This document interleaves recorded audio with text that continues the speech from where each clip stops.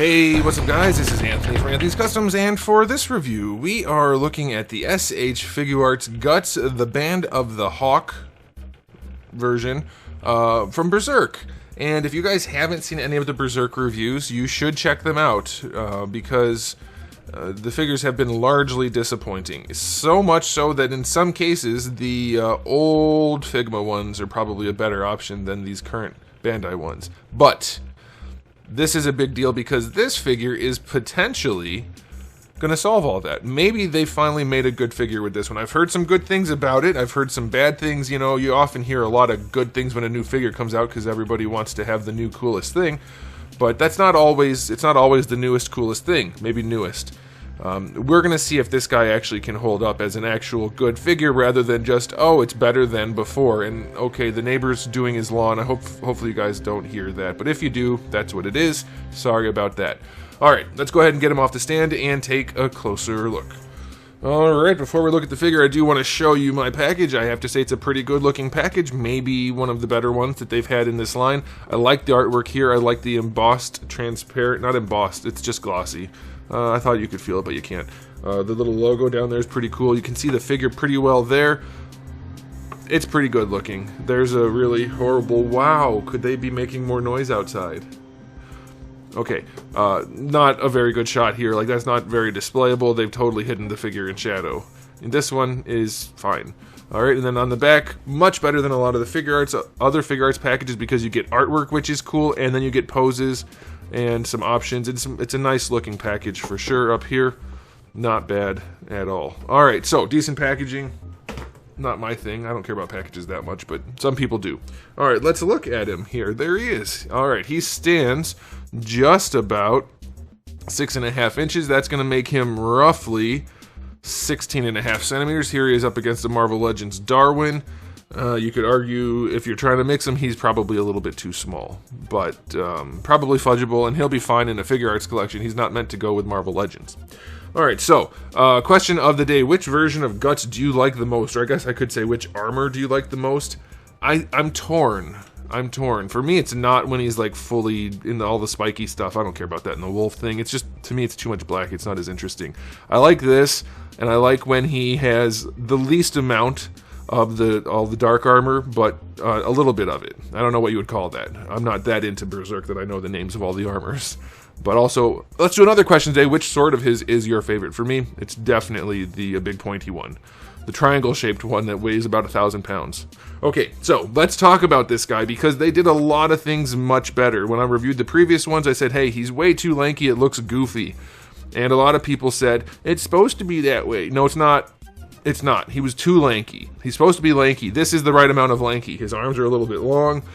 It looks right. It looks the way it's supposed to. They much improved that. So that's a good thing right off the bat. Another good thing right off the bat is the armor looks really cool. They did a good job with the level of sheen on there. There's a little bit of a wash going on, so the metal parts look fantastic. I really, really, really like that. The way it's kind of, it's like a satin metallic, which is nice. It's not glossy. Glossy would have looked weird, and it does have some kind of finish to it, so that's really cool. I like that. I like the sculpt overall. I think it's pretty good. It gets the right silhouette. So far, we are way better off than the previous figures. All right. Here we go with the problems, though. They missed paint, which is like, this is something Bandai doesn't normally do, but they're doing it, and you can correct me if somehow I'm wrong about this, but they didn't paint the buckles at all on the legs. They painted this one. They painted these parts here. There's one here. They didn't paint the buckles on the legs. They didn't paint the buckles on the boots. And I guess it's possible somehow he's always drawn to have purely brown or uniform boots and straps and things, but it looks like garbage on the figure. There's not even any different finish. It's all just blah. It looks like it's unfinished, so that sucks. Same thing with his crotch piece. It's all just the same brown, so it looks really, really cheap. That's unfortunate, especially since the armor looks great and the skin tone's good enough. There's some shading in it, so that's nice. The paint job is just not really great, even at the tops of the boots. It's painted very shoddily. Don't love that.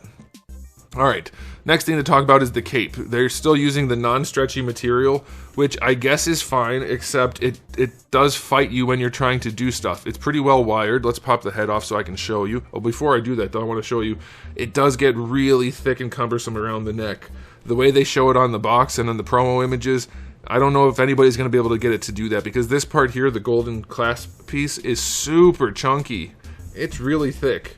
And he already has a very short neck because he's in armor and a helmet, so fitting this around his neck is questionable.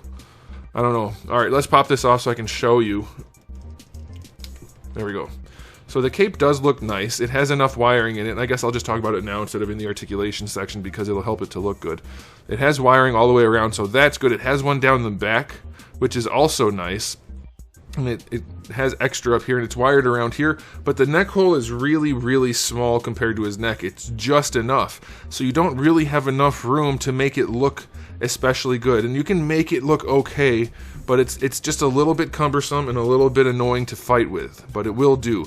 Also, it's worth noting, almost every photo of him with the cape on him does not have his sword in the sheath, and it's hard to make that look good. So that's a problem. Once you take the sword out, you just put it over the sheath and it looks much, much, much better, which I'm guessing is why they did that. But realistically, why do you have a Guts figure if he's not holding his sword? Alright, so let's put the head back on, but we're not going to do that head. We're going to do this head because this is the head that comes on him in the package. I think they did a really good job. Really, really, really good job with the face sculpt and paint. The likeness for this version is good based on certain artwork. I'm very happy with it. It's not going to match like every anime or whatever, but it matches what it's supposed to and it looks nice. His haircut, I don't know, that's not my favorite thing, but who am I to decide that? So yeah, I like that a whole bunch. But then we also have this head, which we'll talk about in the accessories, but I want to talk about it now a little bit. The face looks good in there for sure. That's nice. The helmet generally looks okay because it has that nice finish to it. But then we have the faceplate, and I want to bring the box out for this. For this faceplate, I think it would be nice if it actually fit over his face. Kind of like that. See how it sticks out? There's a little bit of room for his nose in there. Like there's plenty of room in his face, or under the faceplate for his face. Now there's other versions, other artwork where it looks a lot closer to the face. You can see here, it's like there's almost no room at all. Same thing here, so that's fine. I understand what they're going for. They could go either direction, but here's the key problem, and they've even admitted it in their own paperwork. When you put this down over his face, they made it too small. It's definitely the tight version, not the one on the front of the box. It doesn't fit over his nose. You have to actually stick your fingernail in there and pull on it to get it over his nose to bring it down. And even then, it doesn't go down far enough and it's not sculpted well enough. This metal piece is right in front of his eyes. The only way to see his eyes is to look down like this. And I know someone out there is going to be like, well, that way when he ducks his head, he can see. No, you can see his eyes all the time. Like, you're supposed to be able to see his eyes when he's looking straight forward. So that's a bit of a bummer. It's not a super big deal because once it's on your shelf, you probably won't notice it.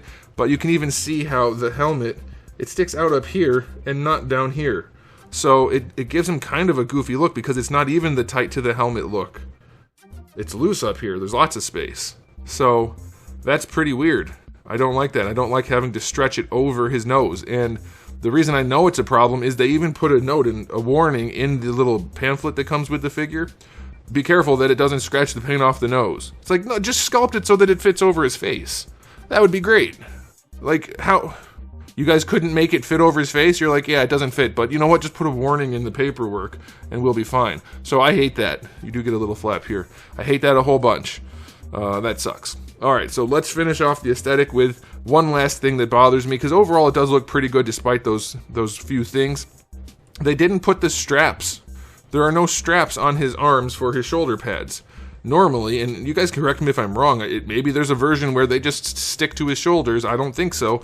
Normally there are straps on his arms holding the shoulder pads in place. Like, I know they're not going to hold him on an action figure, but they should still be there. And then also, we just have naked skin tone around the shoulder pads. So, in a hero pose, without the cape on, it's going to look a little goofy. And it'll be a little bit, it could have been better if they did better articulation, but they didn't. So, there's some more issues to deal with. But there's some good stuff too, and we'll talk about that in the articulation. I guess one last thing. I know his knife is supposed to be right close to his torso, like right up against the armor, but Bandai didn't make this, like, you can't really rotate it I mean, you can flex it, but it doesn't rotate.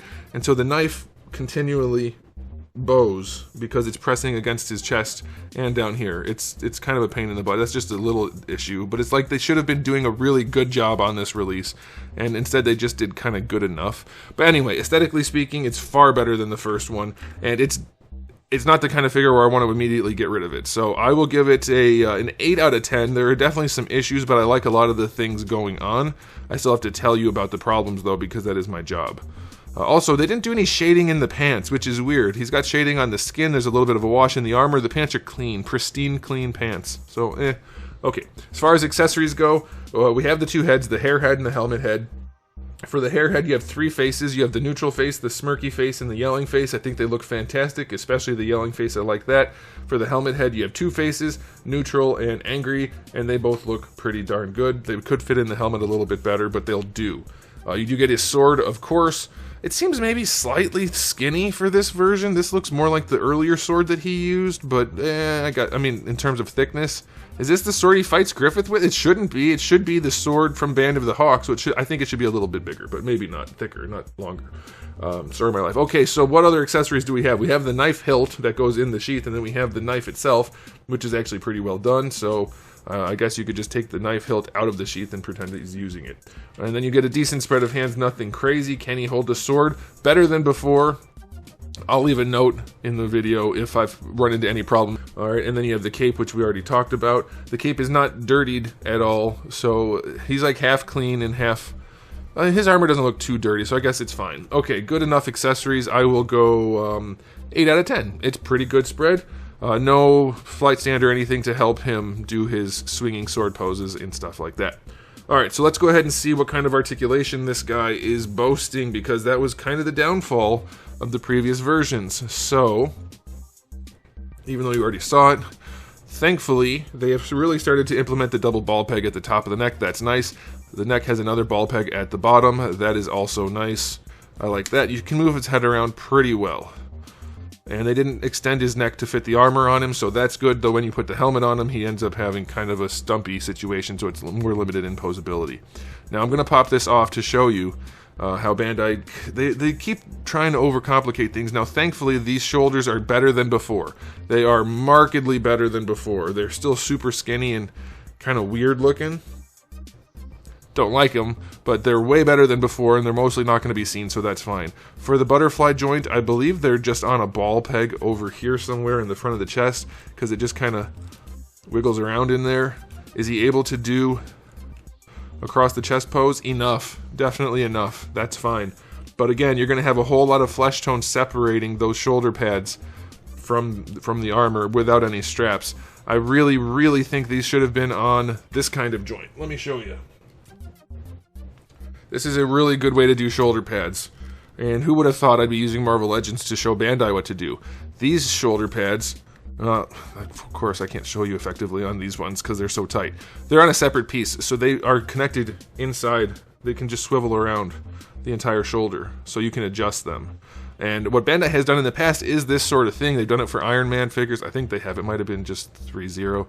Anyway, you connect the shoulder pad to that part that just rotates around, and then you can still put a ball peg or even a hinge on it so that it moves around with the arm. But they didn't do anything for this other than this goofy tiny hinge, which is still not even the right way. You put the hinge up here and make it a double. Putting it right here doesn't give them enough range. Like, it's better than nothing, for sure. It allows the arm to move. Getting them back on sometimes is tricky, by the way, but they do go back on. Did I get it? Nope. Oh, goodness. I knew I shouldn't have done this. I gambled. It didn't pay off. Oh, sometimes they don't want to stay on. Is it on? It feels loose. I guess it's on.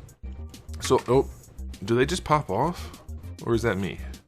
Nope, they do pop off. Okay, so if you raise his arm, the armor pops off. That tiny ball peg sucks. The tiny hinge doesn't give him enough range, and as you already saw, the shoulder pads leave a big enough gap that they can be a nuisance. They do get close enough in certain poses that it's fine, but they could be a lot better. And the reason I'm being so harsh about this is, and I think the Berserk fans would be appreciative of this, is this IP does not get enough love, like ever. And Bandai has already crapped the bed, so to speak, a bunch of times. So this one should be much, much better. They're good enough. You can't raise his arm higher than that, or the shoulder pad pops off, it turns out.